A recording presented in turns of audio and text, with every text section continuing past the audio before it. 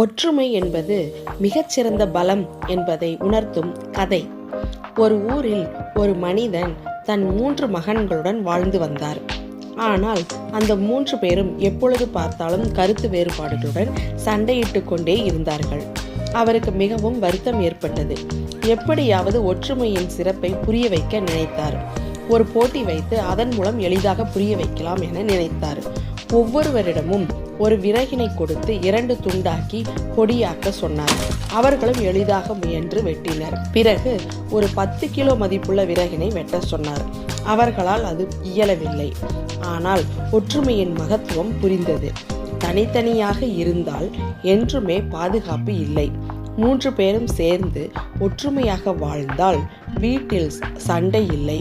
ஒற்றுமை எனும் நல்ல குணம் உள்ளவர்கள் தானும் மகிழ்ந்து தன்னை சார்ந்தவர்களையும் மகிழ்வித்து வெற்றி பெறுவார்கள்.